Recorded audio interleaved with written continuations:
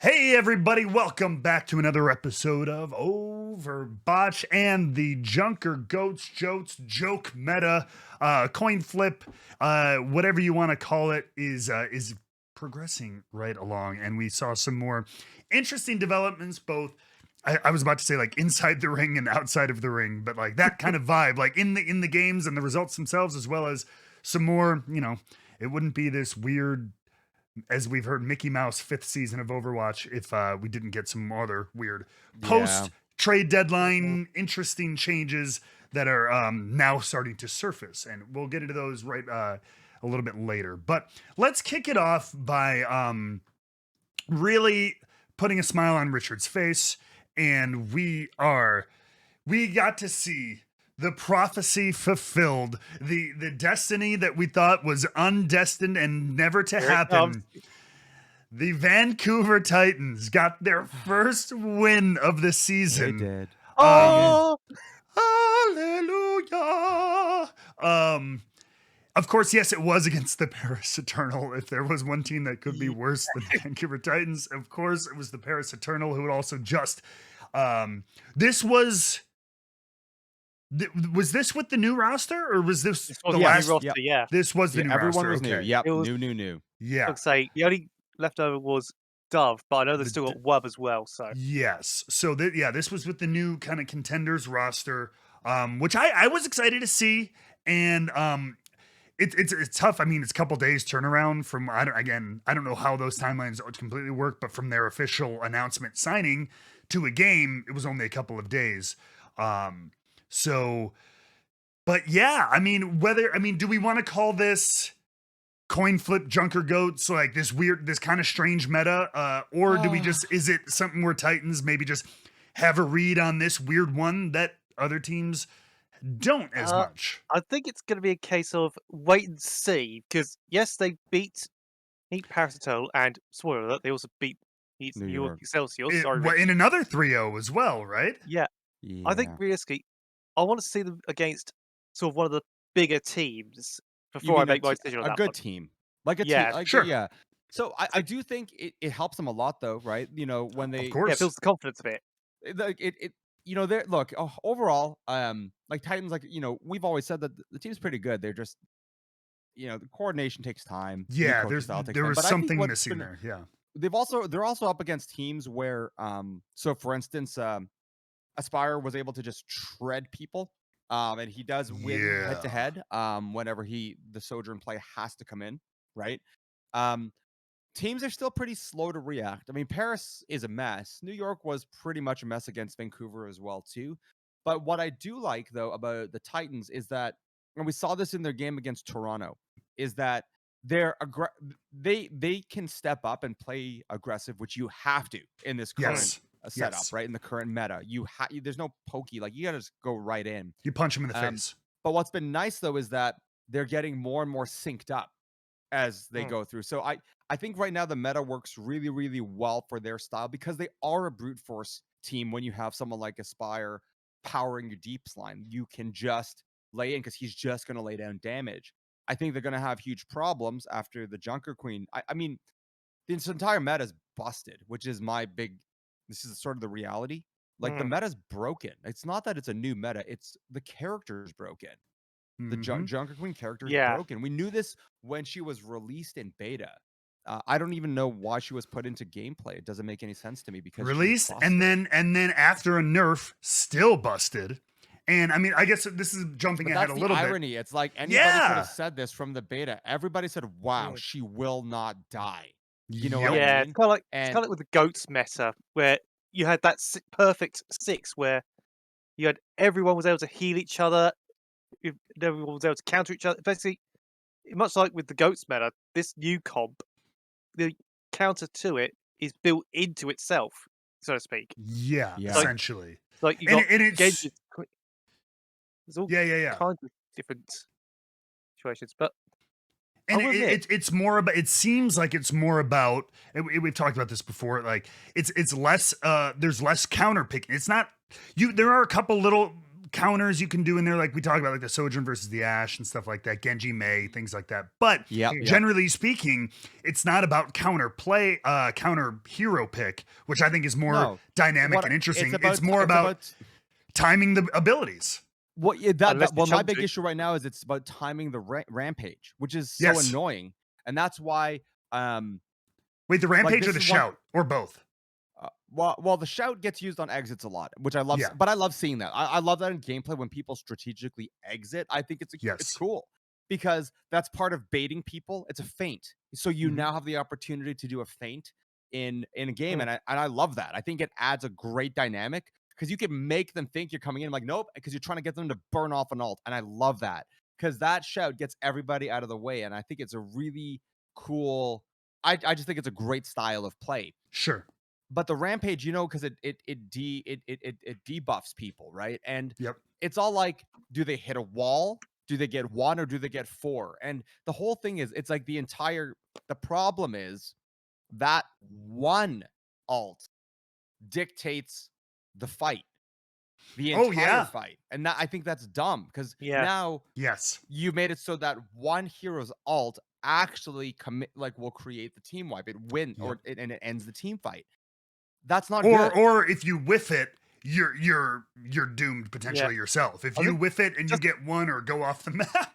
Which this is one of the reasons why I'm still sorry, go ahead, Plex. Yeah, I was about to say, it should be noted that I believe that Rampage is the slowest charging ult of any. It is. Slower than Zarya's Graviton Surge, which is the previous slowest. Well, the whole thing though about it that drives me crazy though is that you can do all this. I still think the self-heal with the axe is stupid. Why do any of the tanks get to self-heal? It doesn't make it. Why do you have just this one tank that self-heals?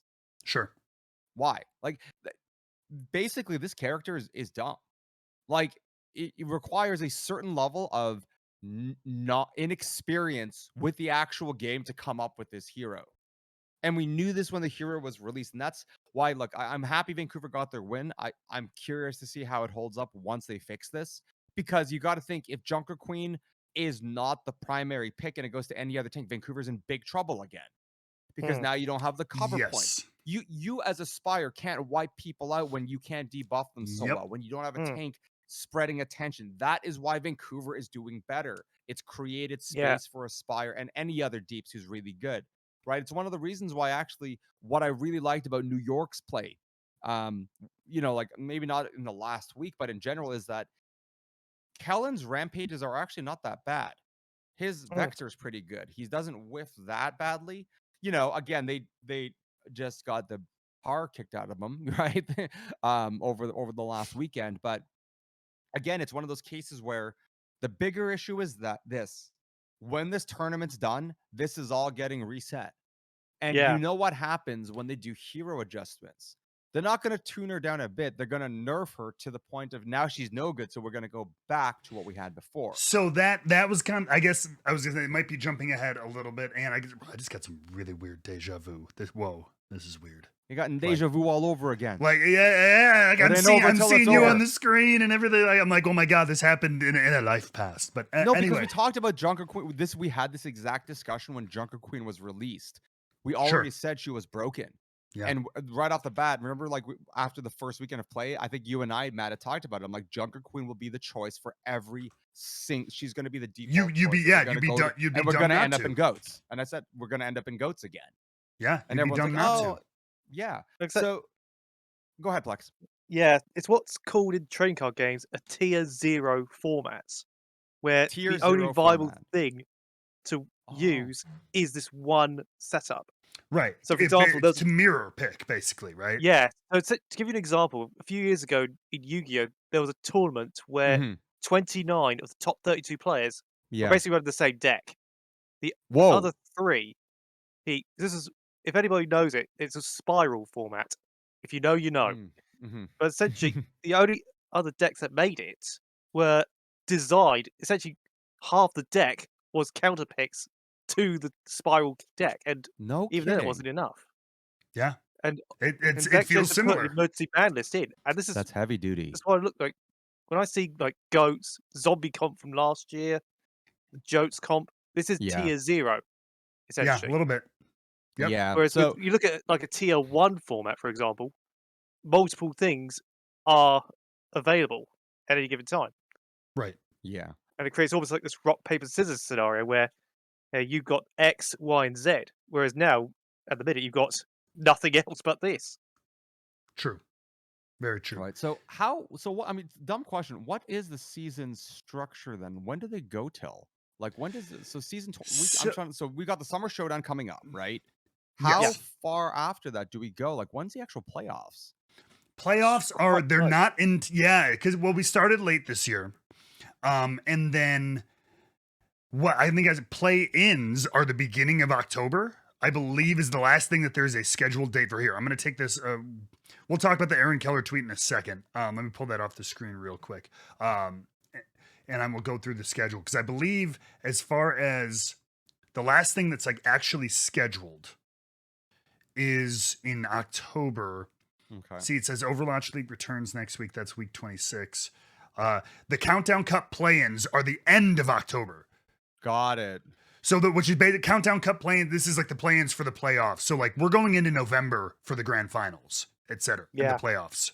So probably early November for playoffs and grand finals is what it looks like. Yeah, 'cause I'm guessing that's to try and see if they can get the APAC teams to come over to NA or Right. whatever. Yeah, Mhm. and give it time. And again, it also compensated for the fact that we started so late as opposed to Yeah. normal. Yeah. But my curious, so kind of bridging off what we were just talking about. So Aaron Keller, the lead of the Overwatch development team, did put out a tweet this weekend saying, "Hi everyone, the Hero team has been monitoring the latest Overwatch League play, plus our own internal playtest, and have decided to bring the overall power of Junker Queen down. The change will roll out after the Summer Showdown and will be included for the Overwatch 2 launch, which is, we all know, is October 4th.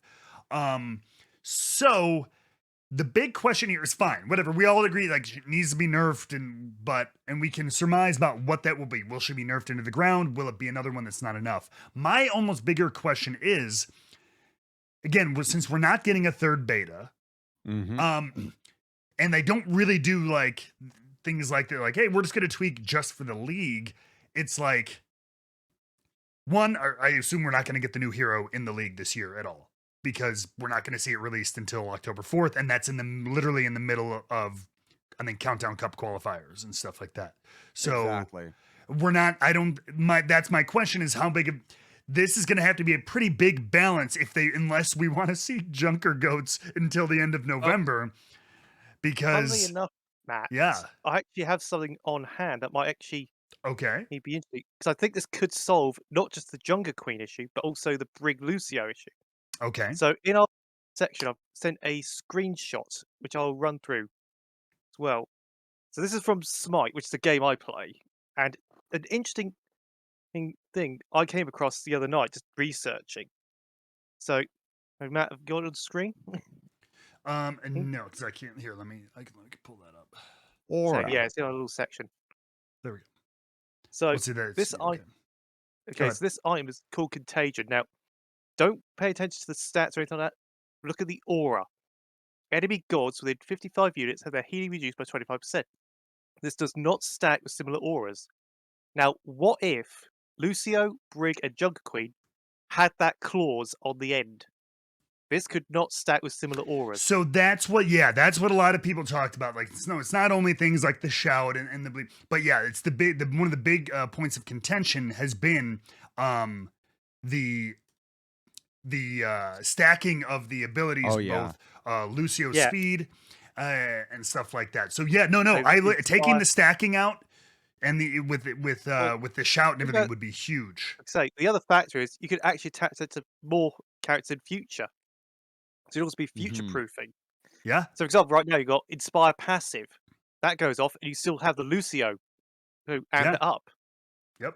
And you have Junker. So you could say, okay, anything that gives overhealth doesn't stack.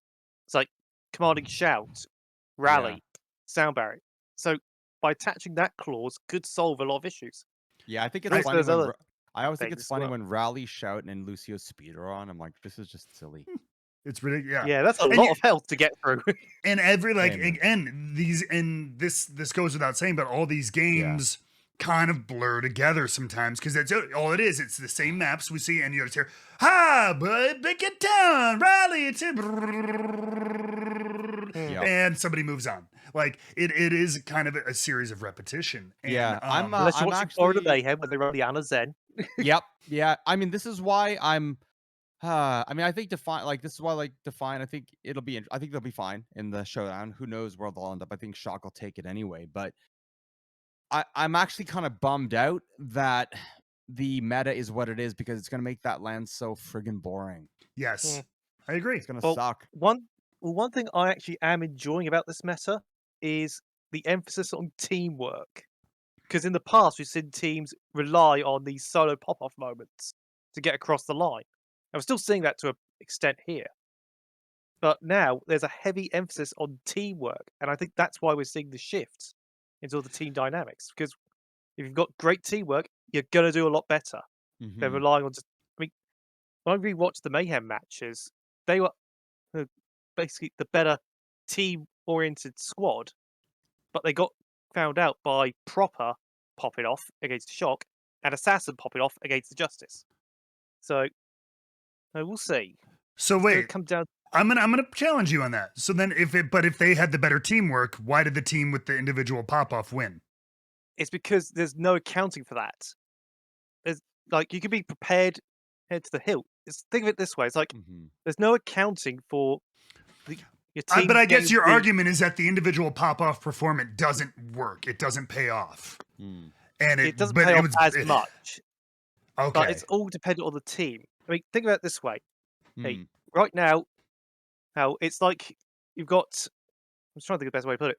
In football, when you have a team bunker down and defend like hell for the entire game, so Italians to lose the Italian national team. Yeah, pretty much. And essentially, but then the team on the attack get that one lucky goal right at the death, and they win by 1-0. Yeah, exactly. Yeah. What this is right now, when you look at teams like Shock and Justice. That's fair. I know what you mean. The team defending, in this instance, let's say Florida Mayhem, they've got the great teamwork, they're structured, they're organized, and then all of a sudden there's that one moment, like in this case, Proper and Assassin just going off. So there's no accounting for that. Except in Proper's case, where it happens repeatedly. Yeah, then the desk are like, Proper he's the best thing ever. He was disgusting. Okay, I'm continuing to push Plex on this. You think that everyone has this bias or whatever? One, you have an extreme bias towards the Mayhem, and two, no, he doesn't. Don't say I can take the hat off, unlike you, sir. That's no. What are you talking about? I've never claimed a bias towards anybody. Who said I was talking about you? Mr. Humberto Carrillo supporter. Fair enough. But no, like the Shock again. It's hard to argue. You can't really argue against it. Results are results. Yeah, the Shock are great. The Shock are great. They're a great shit team. Down. Don't get me wrong, but it's a case of how often do you hear them get criticised, and have they won anything this year?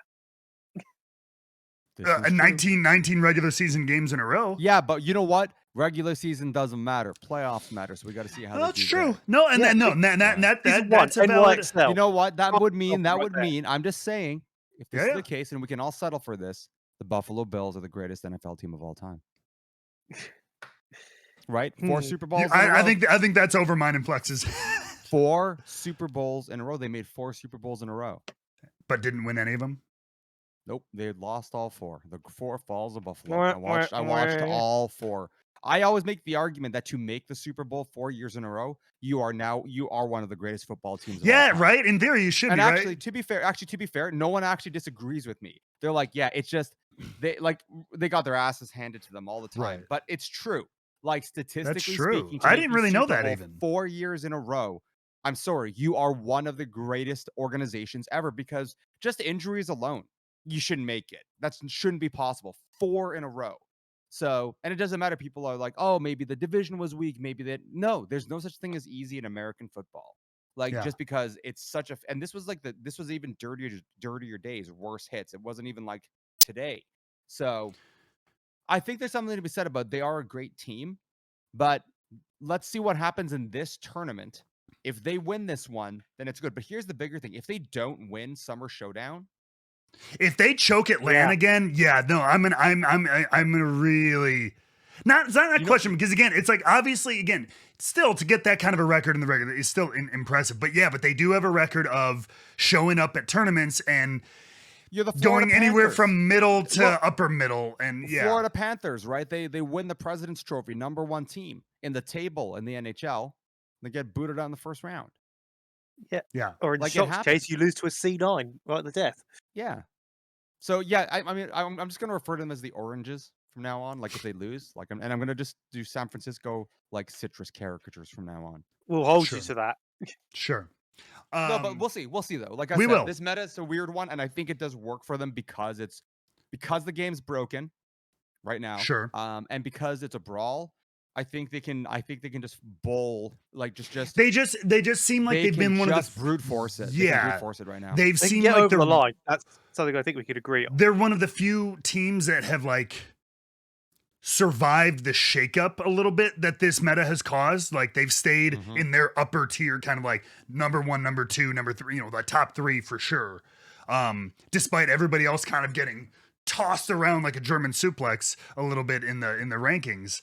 And I will be curious to see how that lasts. And speaking of top tier teams being tossed for a loop, we are going to take a quick look here at a little bit. I've got to pull this one ahead. Where was the infamous? Oh yes. We're doing this for Richard. This is the infamous spawn camping done by the Toronto Defiant to the 2-stage season winners so far this year, the Los Angeles Gladiators. And I mean, say, holy crap. Yeah. One thing I've noticed, and this is not just in this game, but in general, we've seen a lot more spawn camping than normal. Oh yeah. So there is it's hilarious to watch. Yes. So there I tweeted out something. I said, is this quick play that we're doing in the over? This looks like our quick play games. I will openly admit, I'm the biggest advocate. I hate spawn camping. I think that it's one of the most disrespectful things you can do. But in this, it's actually pretty funny because it's a case of you can tell they're trying to figure out a way to get out of there. Like we've seen teams use the Symmetra teleport trick, and we've seen a lot used and things like that on maps like Dorado specifically. Coming in from like every direction, it is the funniest, right? Like, I'm gonna skip ahead to like Toronto was great overall. Glads, this is just not their meta. I don't hold it against them though. And this is what I said. I'm happy Toronto got the win. Obviously, they got dusted by Dallas as well too. But the bigger issue though is that this is just not Glads' meta. Patapan's hurt. I think this shows that I think it's a combination of the two things. Like it's great. Yeah. I'm happy to see that Toronto's doing well, but I'm going to be realistic about it in that this is a great way for them to get some seeding heading into the actual finals, like when the actual like grand finals tournament starts. And I think it'll be potentially fun at Summer Showdown, but these are like baby playoffs right now, and they're changing this for the entire last leg of the season, which is why I'm actually so frustrated with what they've done, because what this has inadvertently done is it's basically broken the standings, like damage consistency for nothing. It's basically introduced an entire stage that was busted. Yeah. No, it throws league operations snafu. They really messed up. But it's done. At least they're changing it fast. You know what they should do though? They should do in traditional Overwatch fashion. Put in the patch before the playoffs. What was it? Richard, we're losing you a little bit. Oh yeah, because I mean, and then we get to K Zarya popping off. Yeah, well, they've screwed over. Like, remember when like they just put in like Brig in the playoffs and they kept changing things in the first season, and that's why New York had so much trouble in the end. And I'm like, why change that? Just go and stick with it, and just screw over everybody and put the patch in before everybody lands. Yeah, like in the city. Oh yeah. By the way, there's still a crap ton of tickets. By the way, I can still buy 50 floor seats, like buckets in the and that's in the Bell fan zone, the exclusive zone. Just a real quick thing before we move on from this match, I'm going to ask you both this question. What did you make of Happy in that game? Honestly, overall debut. happy. I honestly, throughout, I remember watching this game, and I think I even said, I said, Happy is a hell of a pickup given the situation with Patafan. Yeah. Happy's a hell of a pick. He did very well. It wasn't like, I don't think he was despite being a new player on a team, that kind of synergy. I thought he fit in well, and he had a lot of really good moments. Yeah. Did they play anybody else that weekend, or is this the only game for It Glads? was literally that lineup. Yeah. Yeah. But was this the only game? Did they play anybody else? Did they win a game? Check. No, they didn't, So because they're 0-4. No, they're 0-4. Yes. Yeah. Yeah, they're 0-4 right The now. one thing Um, I want to pick up on is obviously Happy's come from an all Korean roster to a mixed language roster.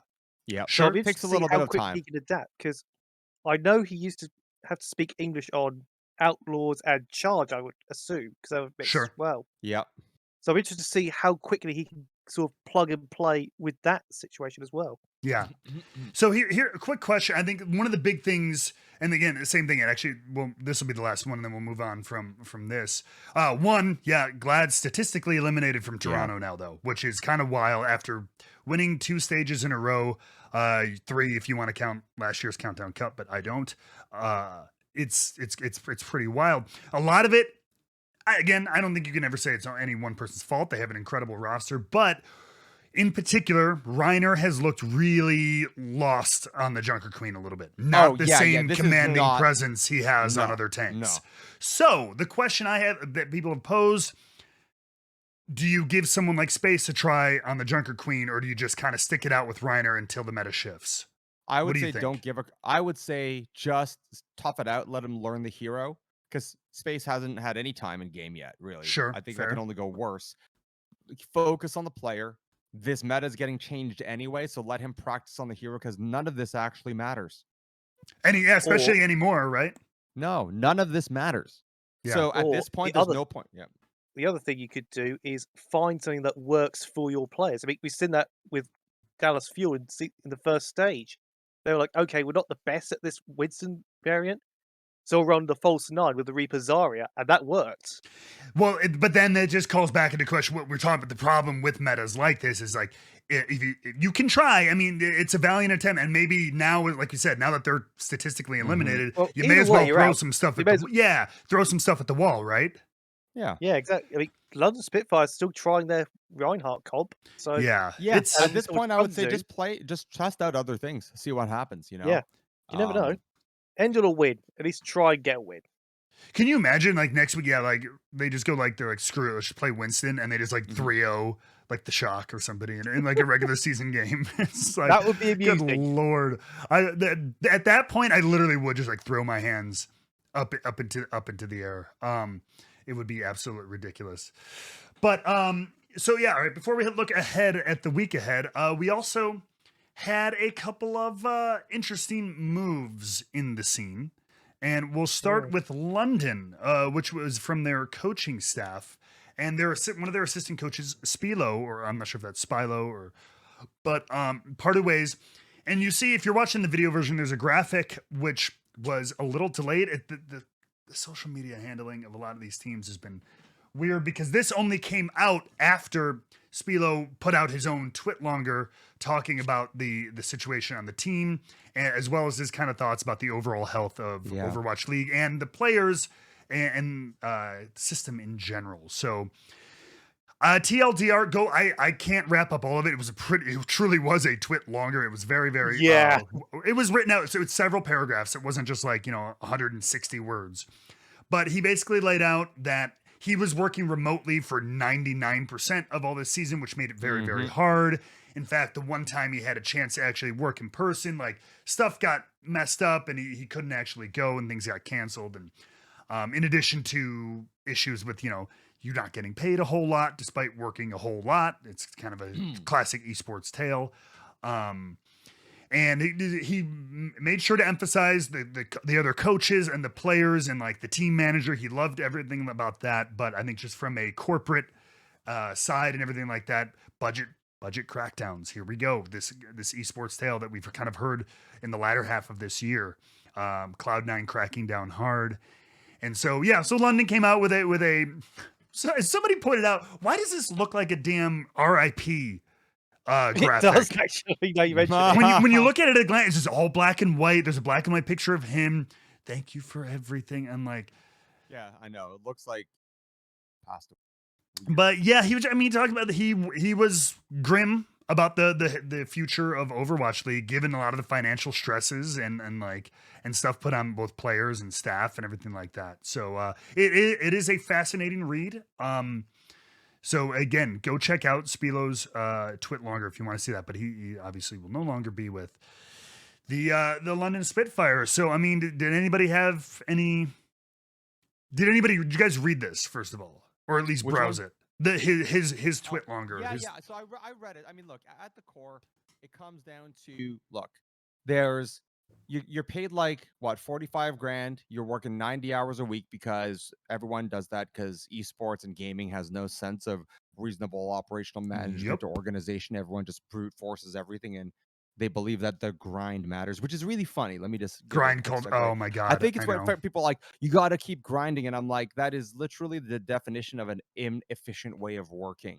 Putting your Yeah. nose to the grindstone as a statement is like, I'm going to suffer through this just to finish it. But it Yep. doesn't mean that it's good. Grinding in an MMO was the brainless work that you did just to Yeah. level up your Yeah. class. Like, why do Yeah. people not understand what their words mean?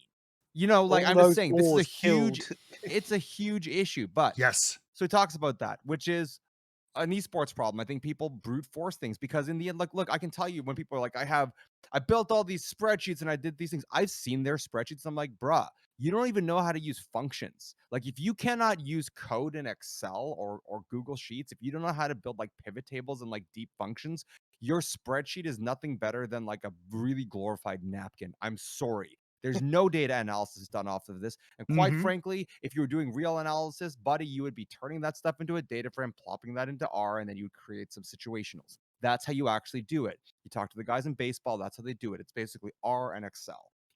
And the Excel is just used for simple visualization. But I digress. Quality of hours over quantity of hours. Everyone's essentially. quantity, but the truth is, it's Yes. true. These are basically overgrown clubhouses, like the way they're run. You thought T2 was run badly? Well, newsflash, Overwatch League is run the same way. So that's the Yes. first bit.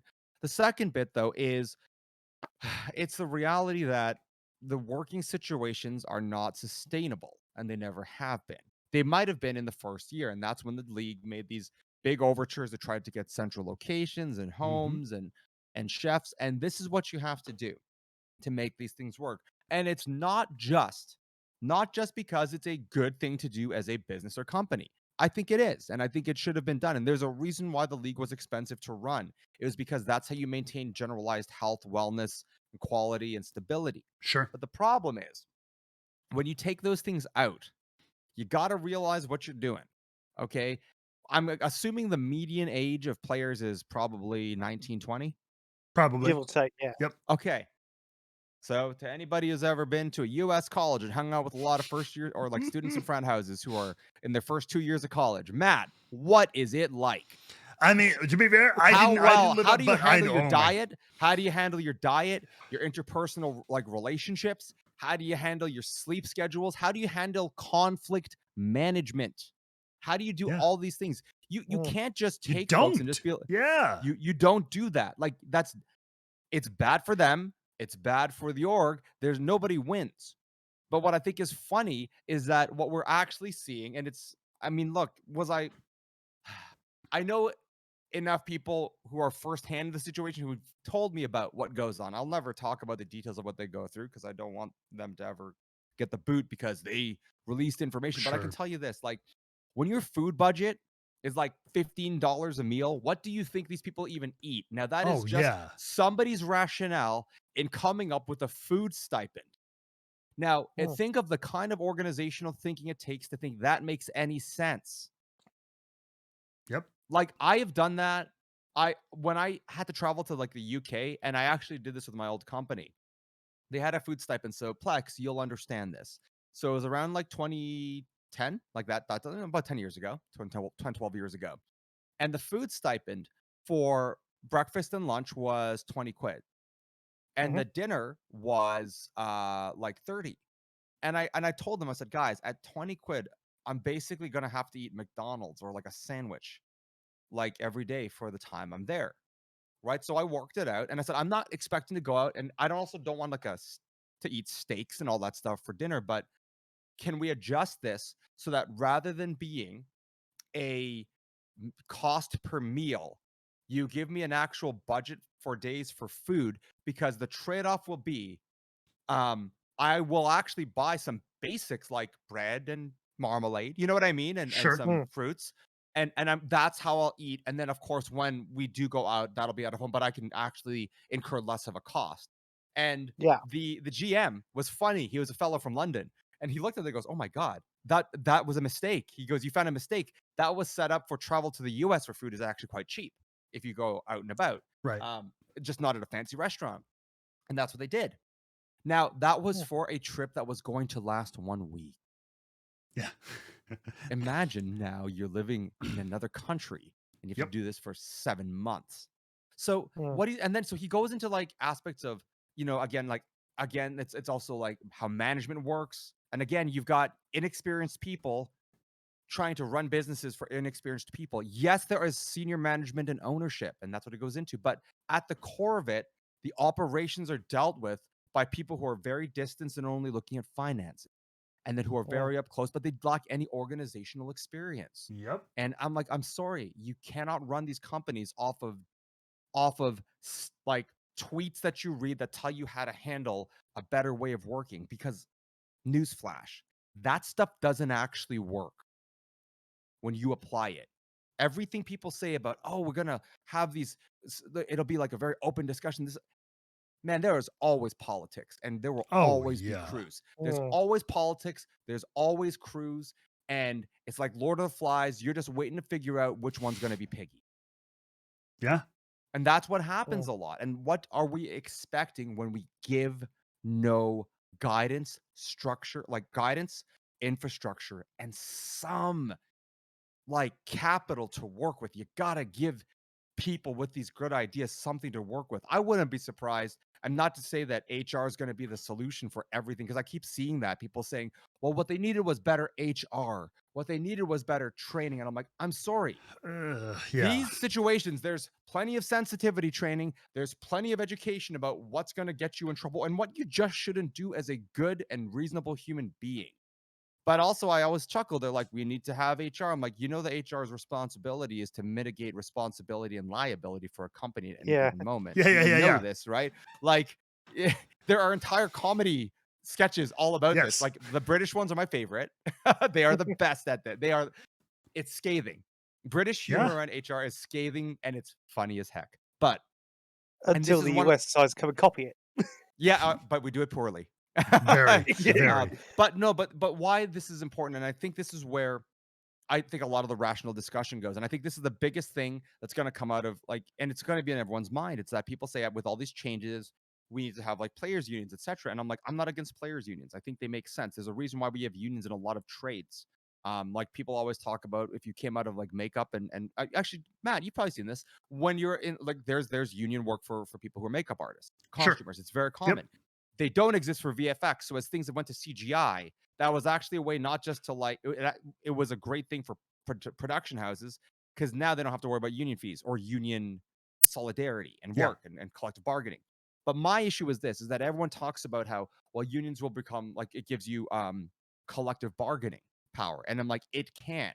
Here's the problem. This entire industry is built off of people pretending to be talent, like agents.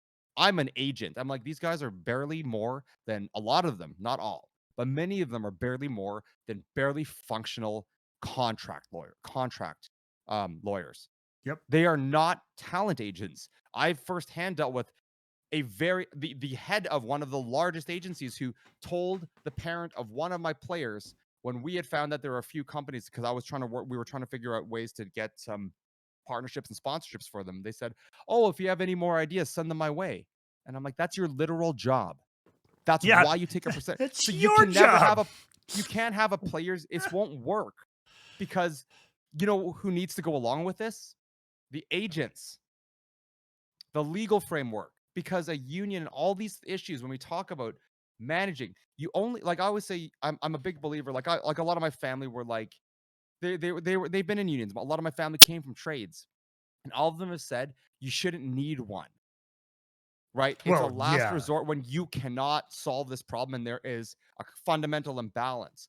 They were actually bigger fans of regulation because for them it came down to the trades my family was in. It was a safety thing. They're Sure. like, Yeah, we yeah, need yeah. regulations and Yep, law. yep, yep. Like the union won't save me when I've lost my leg or when I can no longer walk. Right.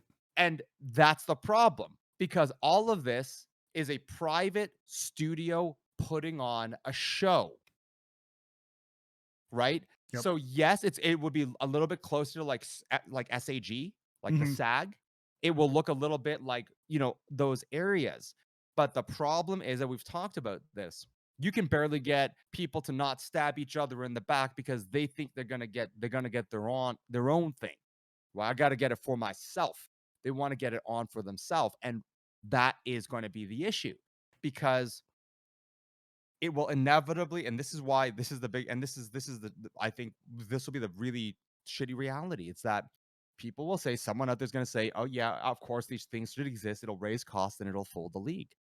And I'm like, yeah, maybe Yeah. so, right? Mm.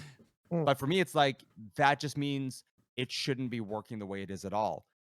I think though a lot of people will still be like, oh, but I want my shot. Oh, I want to get this chance. Oh, but I like it. I Mhm. like it. Therefore, I'm still going to watch it. It's like people who are upset and like posting their Twitter handles that like, I'm disappointed with Activision Blizzard. You still play all their stuff and give them your money. How disappointed can you possibly be? Yeah. You know?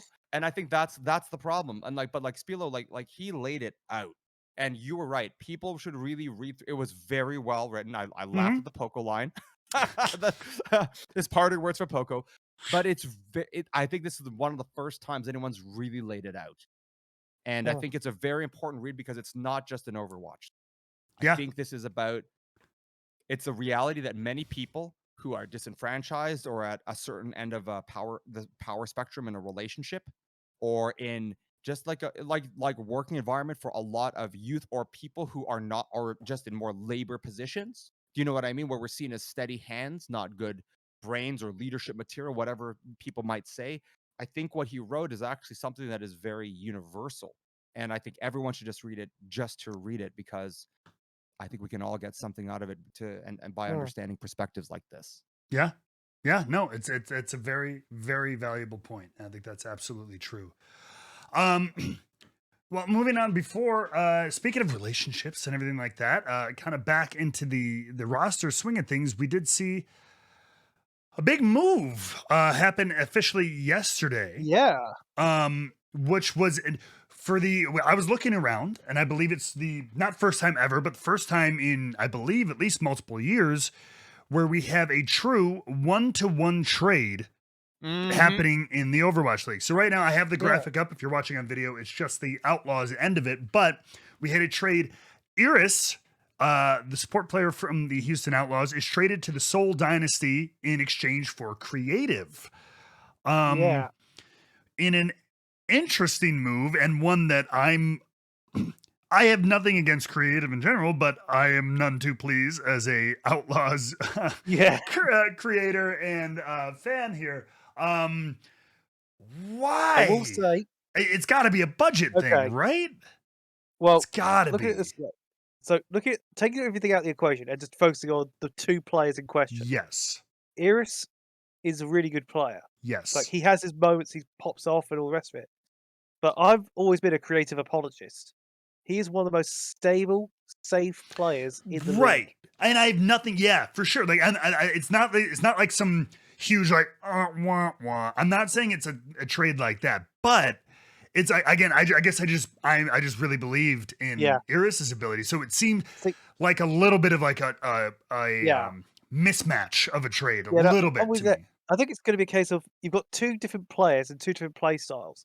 Iris will grab the headlines, whereas much like how you get a striker who'll score the goals and the rest of it, Creative isn't that style of player. He's more, I'm going to make sure that my team can do the job for me. He's essentially the playmaker, the holding midfielder that will ping the ball left and right to make sure that the strikers get it, all the rest of it. Well, and this brings up, go ahead. I actually think that Houston may have he got a good deal here. Because Creative, especially in a meta like this, where assuming creative plays on the Brig or Lucio, for example, well, that stability Yep. could actually help enable Dante more, Merit more.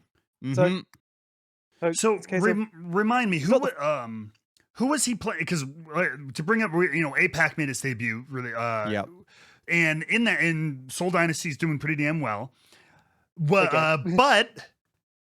but they had one of the big developments over there on that side was for their games. They've had Prophet, one of their star DPS players, playing the Brig, which we did discover he did do a little bit of during the Goats era when he was on Spitfire. But so will this take? I'm trying to think because what was it? Prophet and Vindame or Prophet and Creative who were playing? Prophet and Vindame. Okay, so there wouldn't be any changes. So it makes me wonder though, like if they didn't think the support player could play support on Soul, I guess that's what makes me nervous. It comes down to the type of Brig you need. It's like the Brigs we've seen in like a dive comp, like on a Brig, they play very differently to the Brigs in this current composition. More aggressive Brigs. Yeah, exactly. Yeah, so, sure. And obviously, Prophet, its past as a Goats Brig, comes into play there because the Brig was always sort of trying to get the Inspirer, make sure the Reinhardt didn't go down, things like that. Yeah. So it's a smart move. Although, to be fair, you go on about the Prophet change. We will get to it probably in a minute, but no, go for it. Go for it. Yeah. LA Valiant were cooking something up. Yeah, I don't know if you guys saw that. That talk again. We've seen a couple of with Overwatch 2 and stuff like that change up this year. Dia on speaking of DPS play, Dia on tank, and then their tank player on support. I am glad. Exactly. I'm actually glad that there's no joint bracket for this season because Dia looks scary. Yeah, he looked really good as the Junker Queen. NA bracket. As Junker Queen. Assassin actually does not look out of place on the Brig. Yes. So, No Hill has been on some stuff, but he's found this formula. Maybe, well, the formula is everybody sharing one bed, apparently. So, and if you haven't seen that one, I'm not going to break into another economics of esports again. And they're not all sleeping there, but apparently that's like the team meeting room is No Hill's bedroom. And in all honesty, Valiant didn't get the results, but in all honesty, they look good. They looked very good in that meta. Yes, they very much did. And so I mean, with that, we'll take a quick. Here, I'm gonna pull up. So where are we now on the playoffs? Here, I'm getting back to our regular schedule, so we can take a look. Yeah, at kind of where are we at? We are muddy in the middle. We are. I've got it up. We're on week 17 this week. No, I'm going to the schedule. There we go. Okay, schedule. But we'll take before that. We'll take a quick look at the standings. So, just in the Summer Showdown qualifiers, yeah. In the West, we have Shock and Dallas on top. Toronto doing pretty well there. They're 3-1. Then Washington and Vancouver rounding out the middle, which is wild to see. Yeah. I'll be curious to see how that continues over. And then I mean, so New York could make it. They just New York's on the bubble. Yep. They got to make it. Come on. Because I believe they've said you have to at least go 3-3 to qualify, right? Oh, yeah, pretty much. Out of 6 games. So that's why teams like Paris and Los Angeles. Well, Paris could technically, if they go on a roll, could. But Paris is not going to go on a roll. I mean, they might roll downhill into the hell, but that's why I've been saying Mayhem Core is that's a 3-3 record because Mayhem may not be there at the minute, but 2 of their games coming up, NYXL and Paris Eternal. That's 2 very winnable games. 2 very winnable games. That's true. They put in a good performance against Fuel and then carry that through to victories over Paris and NYXL. Yep, that's fair. Yeah. And meanwhile, Mayhem's in a better position than people realize. Again, it's one of those cases. They really are. It's a scheduling thing. I think Mayhem actually will end up making the playoffs because they're like as much as I want New York to make it. And now we've said that, we've jinxed them. We jinx a lot of things. I think it's going to be. We risk doing that every time we Right. every time we turn these microphones on. But yeah, so I mean, Florida and New York are kind of near the bubble. Houston is on the bubble on the positive side as well. The new recruits are still looking a little rough around. We've seen Dante now move into this tank role as well. So and we'll have to see how creative fits into those. I am assuming creative is going to be playing on ping for a while here, if not for the rest of the season, depending. I mean, unless they have stuff arranged real quick, I can't imagine it's going to be a lickety split trip over here.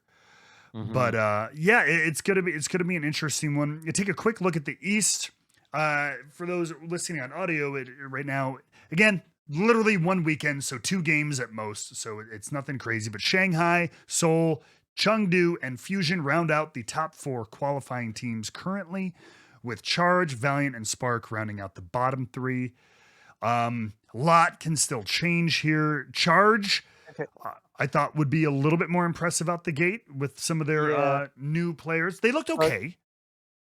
I mean, they looked okay, but it was still the same system. And this is the fear I had before. That, I mean, Shanghai, I will admit, they were more aggressive than I expected them to be.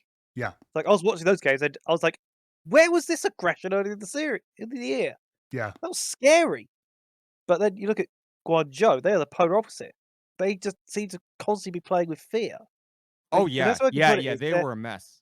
The best way I can put it is they were playing not to lose a lot of the time. And they're a little skittish.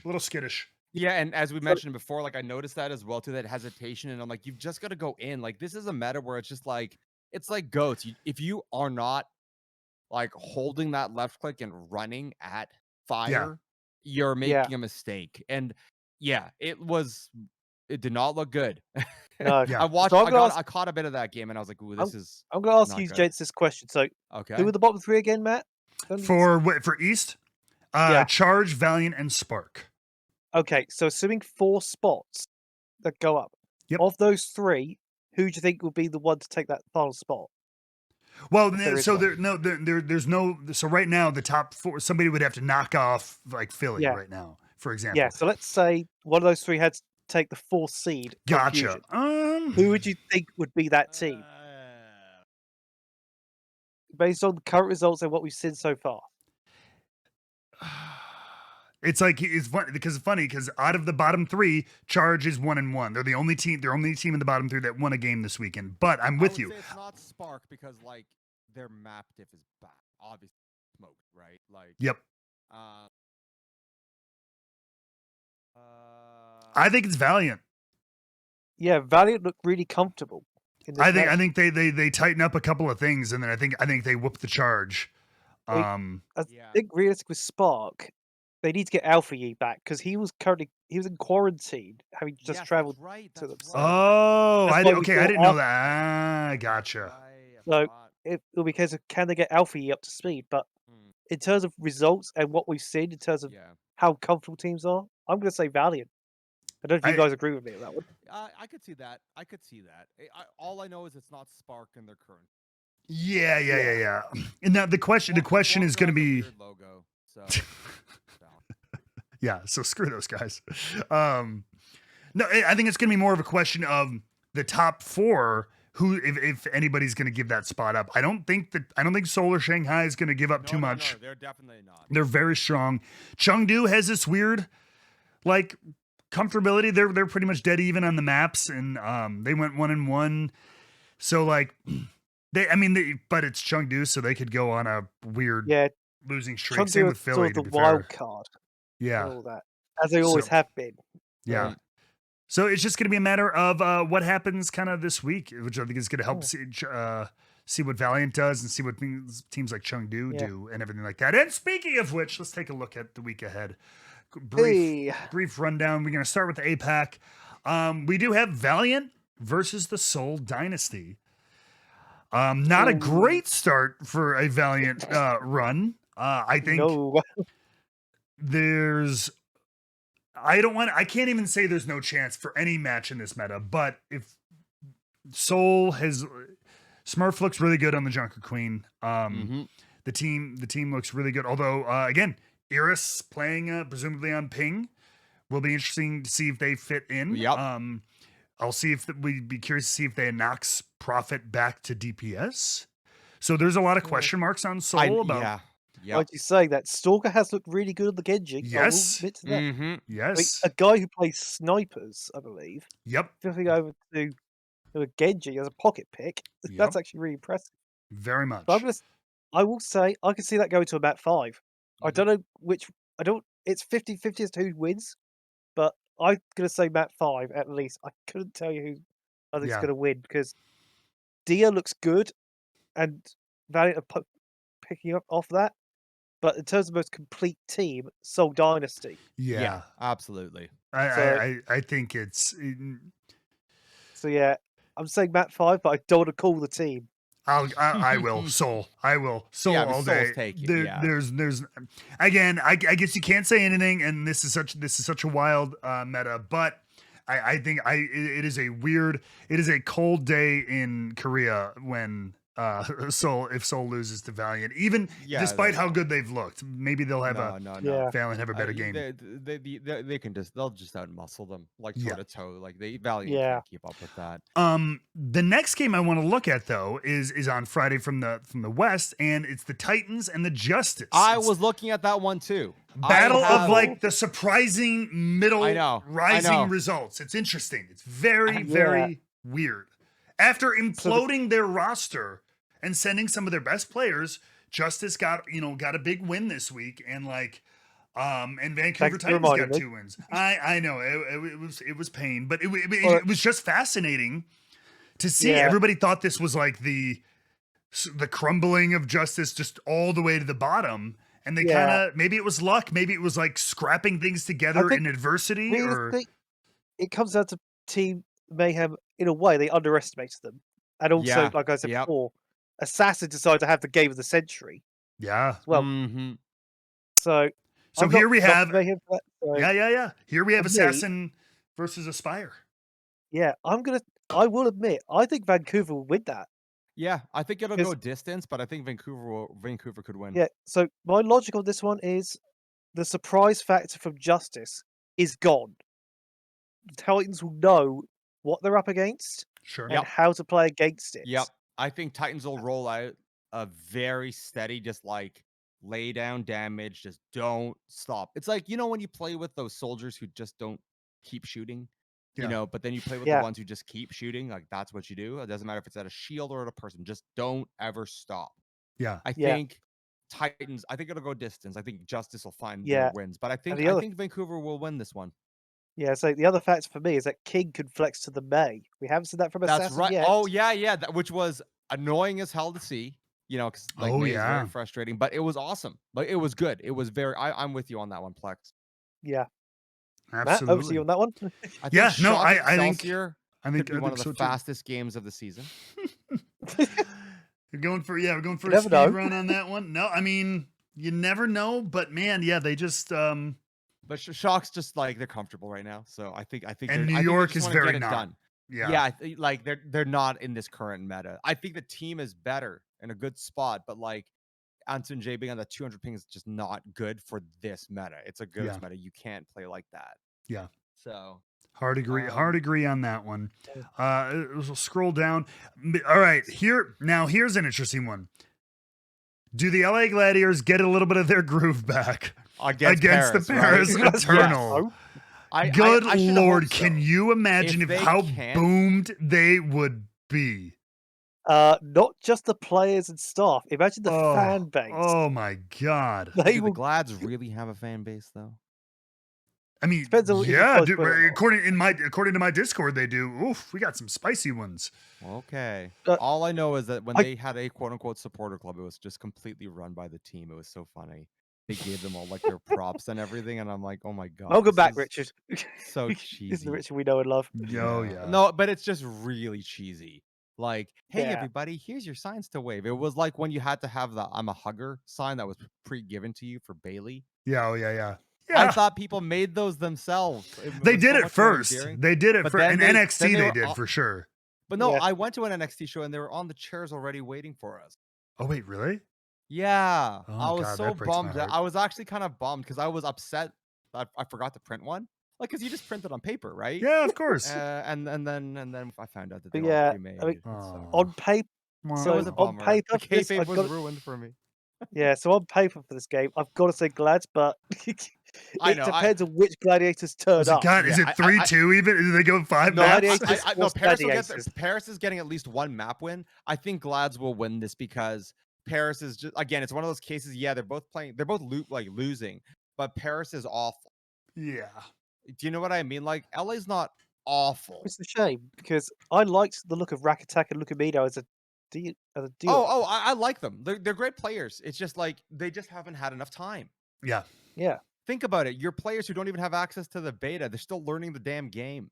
Yeah. You played in No, it's- Contender, so you might have had a bit of access, but not really. Like, But even that's let's be on a real. different patch and everything like that, balanced It's differently. it's everything. tough. It's tough. It's Yeah, tough. yeah, yeah. It will take. I think to close out the season, we'll see a little bit of a different, Mm. Las Vegas Eternal. Yeah. Although, don't you think it's funny that they're called Eternal, but they're moving cities? They're eternally Like, moving. That's true. But, The only thing that's constant is change, Richard.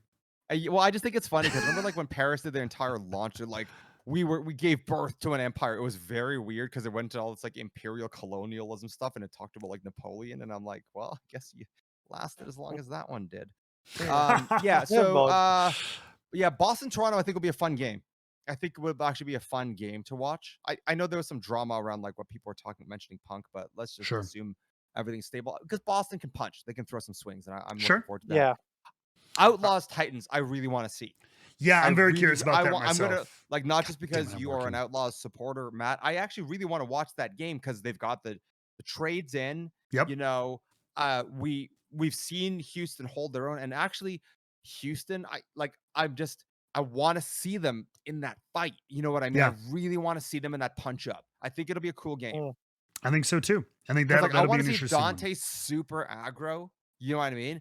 Like facing off against Aspire. I want to see that. And like obviously you don't want him getting stuck in a corner. That does happen at times. Yes. Or an So as long alleyway as- like Toronto. Yep. Shh, quiet you.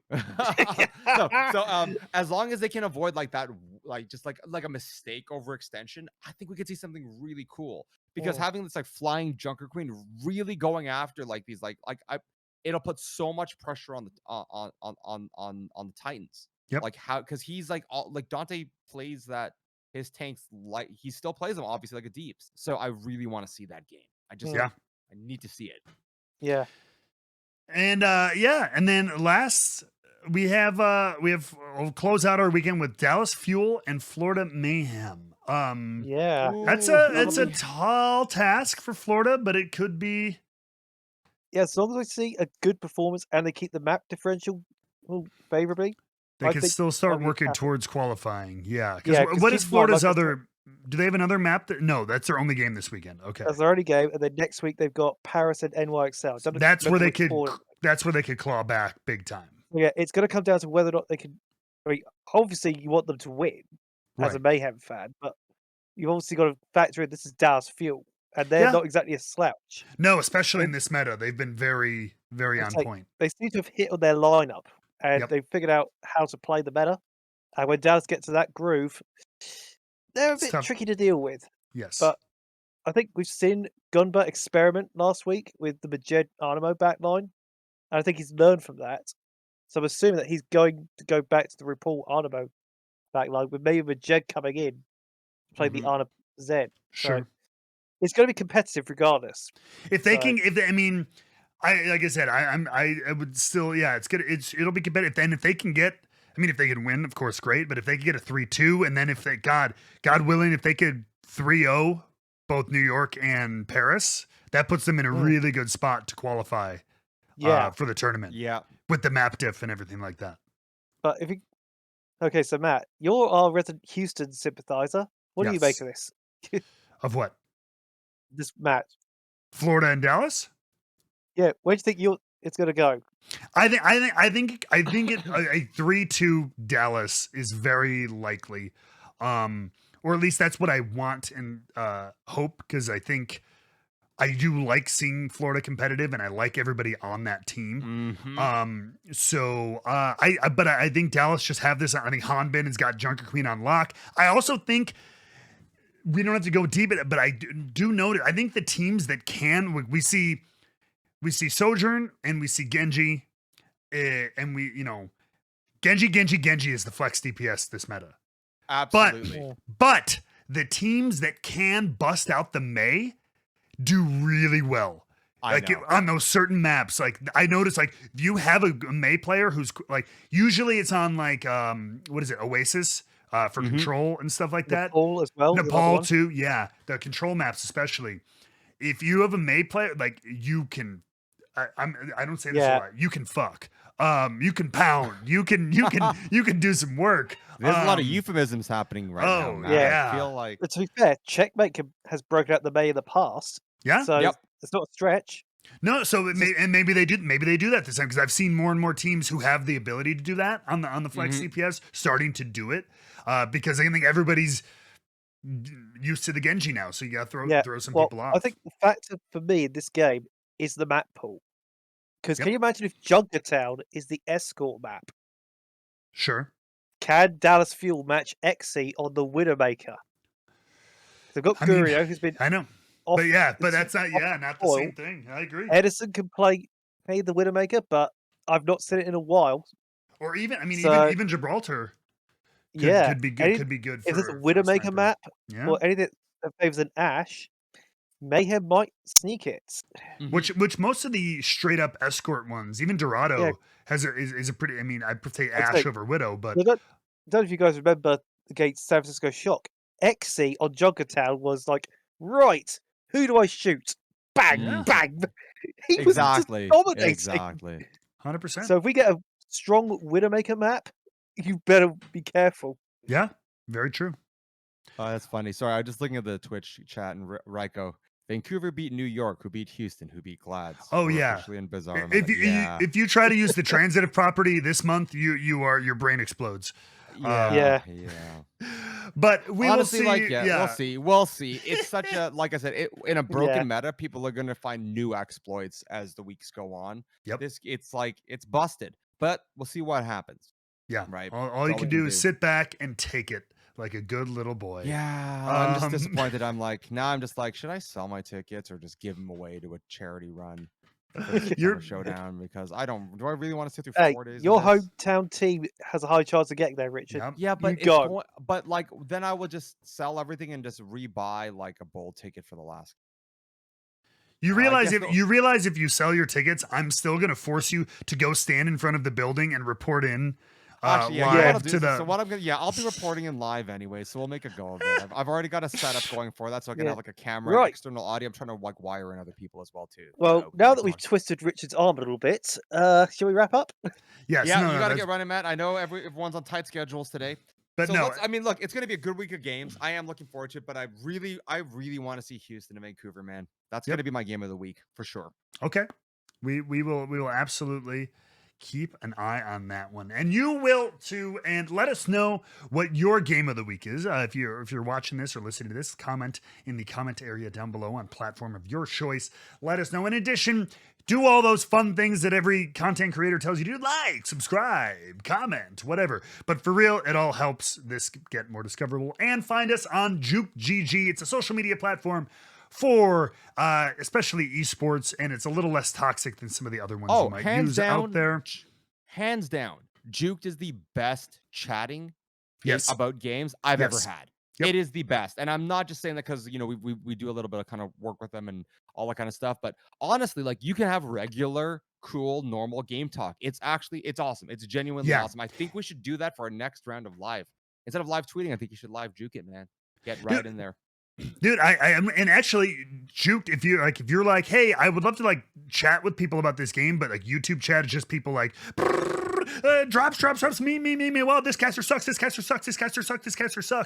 A million miles an hour. No, Juked actually has a live chat thing now, where it's people talking like this, like we do, like actually being like, hey, I like this player. What do you think is this? What do you think is this? Actual discussions. Seriously, like everybody, who's tuned in, who's watching, check it out. go into the live game chat. It's like, it's honestly, Refreshing. It's very refreshing. It's awesome. And yeah, you'll actually get some pretty cool chats going. People, like what I get when I talk to Plex, and he kind of points out like the actual game versus me just yelling at the TV. Like it's like that, but for Yeah. everybody. Yeah, absolutely. Hey, I'm not the only one who looks at the macro play. Yeah, no, it's awesome. But Well, yeah, gentlemen, go check them out. Find us, and I'm Juke as well. We are a verified creator on there. So, but yeah, until next week, Great Root Bear, the Plexomatic, the one and only, and myself, the Drama King. Thank you guys for joining us one more time. And until that, we will see you next week. all right, see you guys. Bye.